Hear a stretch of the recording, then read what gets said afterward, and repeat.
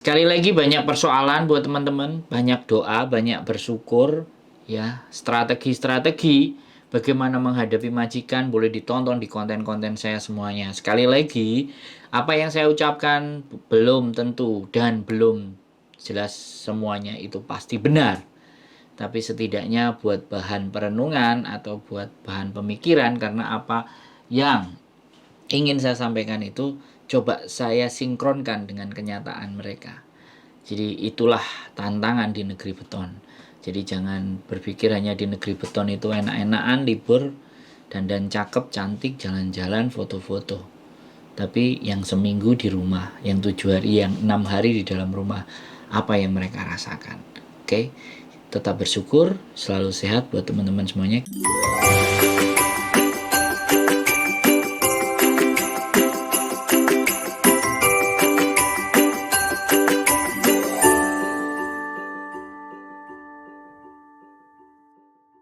Selamat malam. Selamat pagi Mbak, berjumpa lagi bersama saya Wong Ganteng Sakdonya. Mohon untuk tidak disebutkan nama dan identitas dari siapapun. Gimana pagi-pagi kok sudah telepon, ada yang bisa dibanting Mbak? Sinyalnya kayak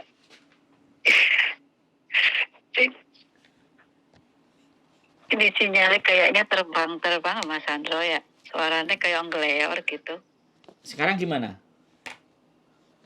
Sekarang kayaknya agak mending ya. Tadi kayak Oh, luar biasa ya.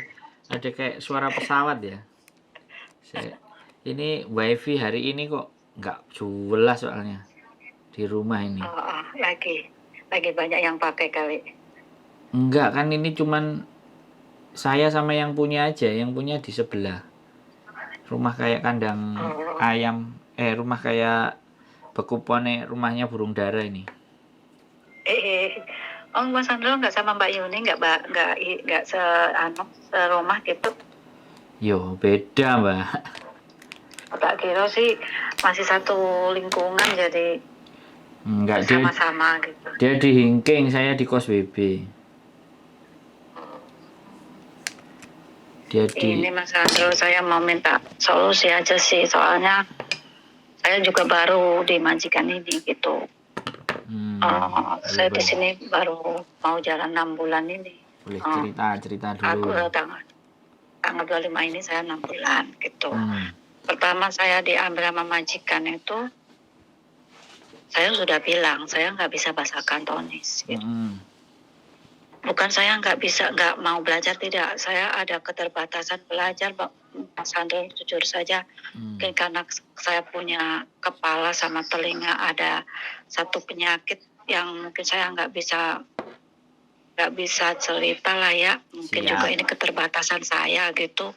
Jadi saya bekerja di sini, niatnya bekerja ya istilahnya dapat ya syukur gitu, rezeki saya nggak dapat juga nggak apa-apa gitu, pikir saya sih seperti itu. Memang saya nggak bisa bahasa Kanton sama sekali, sebab saya berusaha semaksimal mungkin saya belajar tuh kayaknya kok nggak nangkep gitu, kayak susah gitu. Terus intinya gini Mas Andro, dari interview yang pertama kali saya sudah bilang sama majikan, saya tidak bisa bahasa Kantonis. Kalau belajar sedikit-sedikit ada bisa sedikit, tapi nggak bisa menguasai semua gitulah. Kalau ada ngomong itu ada orang ngomong ya sedikit ada tahu, tapi tidak semuanya gitu. Terus saya sudah tadinya agak alot juga sih sama majikan. Saya juga tidak memaksa majikan untuk mengambil saya, tidak. Saya bilang ya begini saya adanya gitu. Tapi majikan cuma bilang, tapi kamu bisa bahasa Inggris, bisa ngomong bahasa Inggris, bisa nulis bahasa Inggris gitu. Ya iya bisa, tapi ya bahasa Inggris saya juga nggak bagus-bagus banget. Saya bisa bahasa Inggris tapi nggak sepintar selihai orang lah. Bahasanya halus gitu. Kalau saya bahasanya kasar, cuma bisa sedikit sepatah kata saya bisa gitu. Dari situ majikan menerima, minggu depannya lagi dia datang lagi gitu. Terus mengambil saya, terus katanya ya nanti katanya nenek ya sedikit kamu sambil belajar gitu. Ya saya ikuti arahan majikan gitu. Tapi herannya gini Mas Andro, ketika saya sudah diambil di sini baru 1 bulan itu, Saya nggak ngeh, orang baru 1 bulan nenek banyak cerita tentang anaknya gitu. Tapi saya nggak pernah peduli karena saya juga nggak begitu paham banget bahasa Katolik, jadi saya nggak ambil peduli. Terus selama 3 bulan ini saya baik-baik saja sama majikan, baik-baik saja gitu, sama nenek juga baik-baik saja. Tapi semenjak saya sudah menginjak 6 bulan ini, majikan berubah katanya. Awalnya itu dalam 1 bulan itu nenek udah cerita kalau dia seandainya tidak mengambil pembantu lagi, berarti saya mau ditaruh di panti jompo gitu kan. Tapi dari 1 bulan itu saya sudah majikan itu sudah ngambil brosur pendaftaran ke panti jompo itu. Saya tidak tahu apakah majikan sudah daftarin nenek apa belum. Tapi setelah 1 bulan itu ada orang datang ngecek Bobo gitu. Dia nanya-nanyain gitu, tapi si Bobo ini nggak suka sama orang ini gitu, nggak serak gitu, dibentak-bentak lah orang itu gitu. Terus orang itu pulang gitu, terus ditanya sama anaknya, itu tadi ada orang datang, kenapa nggak diterima gitu. Kata nenek, katanya orangnya maafan lah, begini. Saya tidak begitu paham bahasa kantor, jadi pertengkaran sama nenek sama anaknya saya juga nggak tahu pasti, Mas Andro. Terus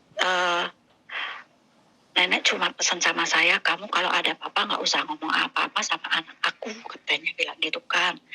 Terus kamu bilang aja sama anak aku, kamu mau jaga aku, karena kalau kamu nggak mau jaga aku mau ditaruh di panti jompo gitu.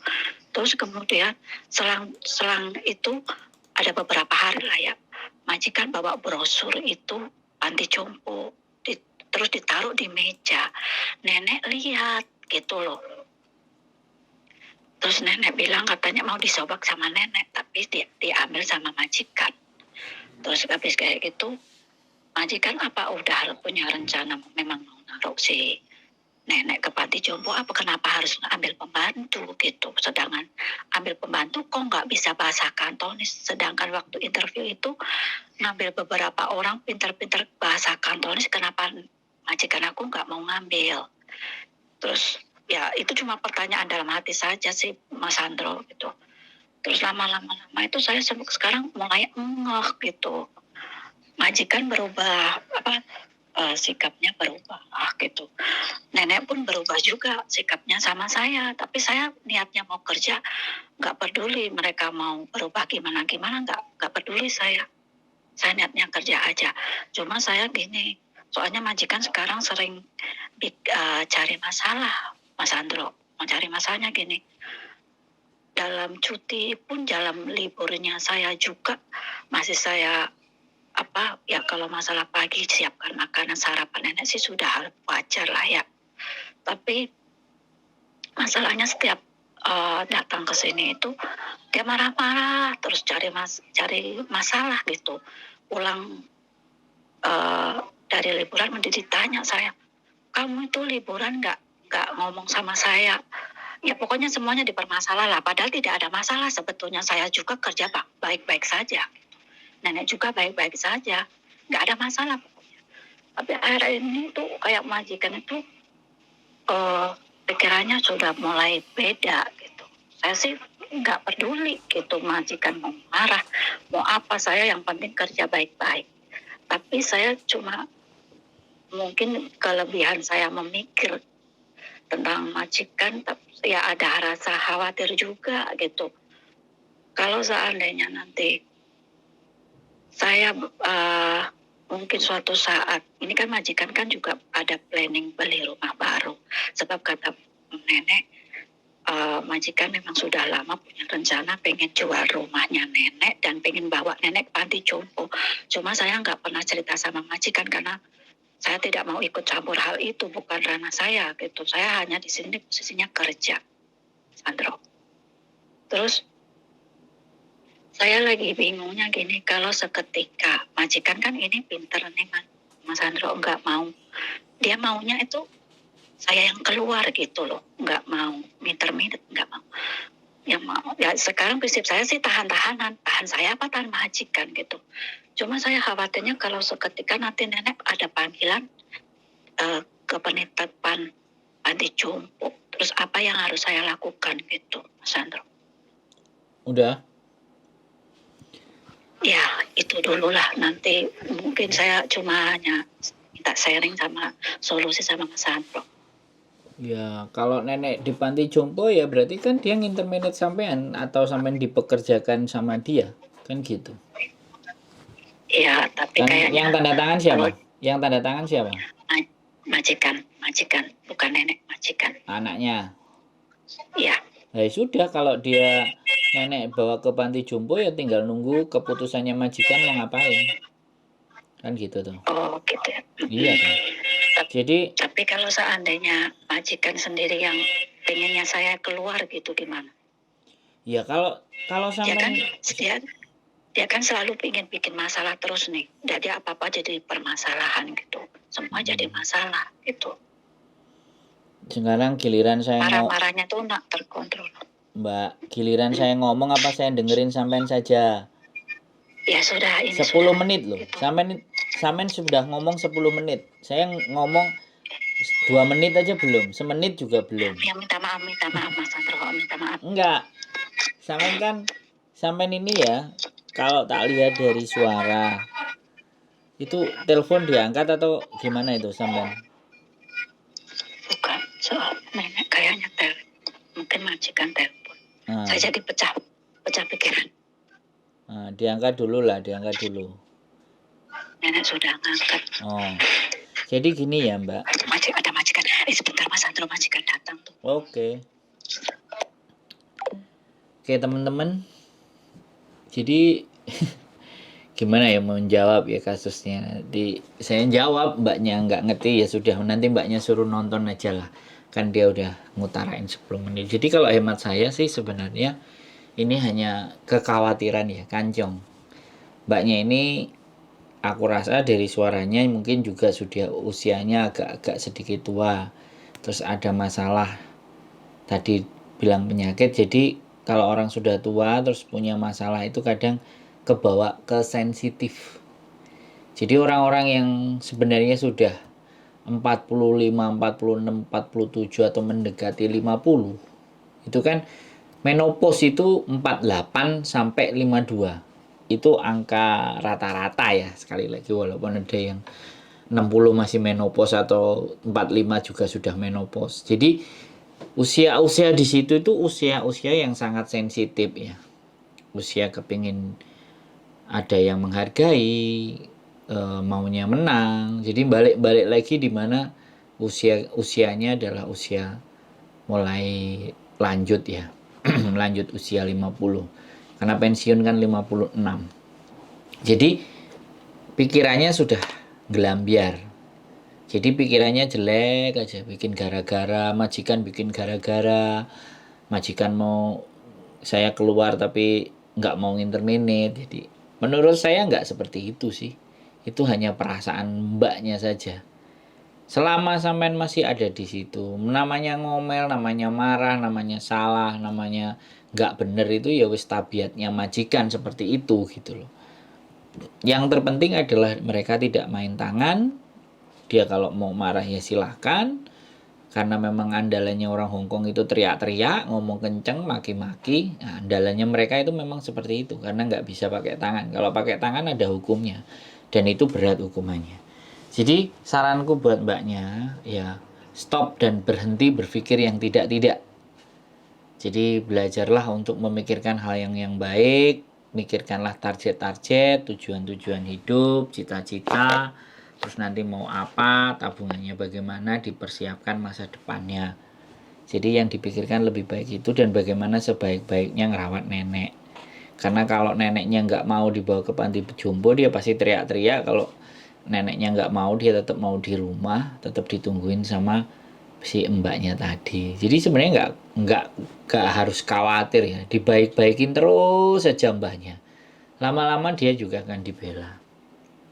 Ini sudah 3 menit. Maaf ya Mas Sandro. Ya nggak apa-apa. Saya takut. Namanya hidup di tempat majikan itu ya memang begitu. Saya juga pernah. Kalau telepon mesti kalau udah kerjaan selesai. Kerjaan selesai ya jam 2, jam 1. Yang diajak ngobrol udah tidur semua. Nggak ada masalah. Ya Allah. Jadi gini, Tadi sekarang udah sampean dengerin ganti kan. Udah 10 oke, menit. oke, iya. Saya tadi udah ngomong sih sebenarnya. Sebenarnya yang terjadi di diri sampean itu ketakutan yang berlebihan. Sampean takut sendiri, sampean berpikir yang jelek sendiri, majikan nggak suka sampean, selalu cari gara-gara dan semuanya. Kalau sampean logika, sekali lagi ya sampean logika. Majikan itu mengundang sampean untuk datang ke rumah. Dia ngejeng sampean itu bayar. Jadi stop, berhenti berpikir kalau majikan selalu cari gara-gara. Dan majikan ingin ngeluarin sampean tapi sampean yang minta keluar sendiri. Itu stop. Stop untuk berpikir seperti itu. Yang harus sampean lakukan kalau saran saya, baik-baikin terus si nenek.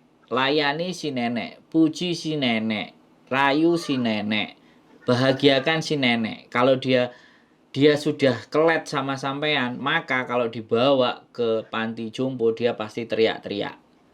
Dia nggak mau lah. Di saat dia nggak mau nggak mau sampean pasti akan dipertahankan. Jadi logikanya begitu saja. Mele aja sama yang lain-lain kecuali urusannya nenek, suruh rumah-rumah dibersihin ya sudah. Fokusnya sama nenek, baik sama nenek, dipuji, dikasih makanan sukaannya dia, minumnya senengannya dia, pokoknya disenengin aja. Biar duitnya ngalir ke sampean terus.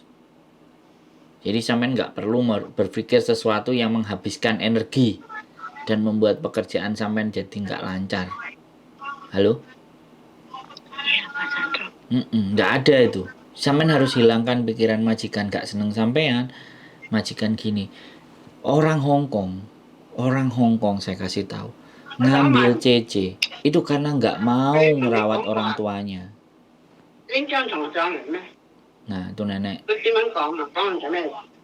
Ya, nenek ketakutan, Mas Sandro. Dia nenek ketakutan karena majikan bawa. Hola, bobo.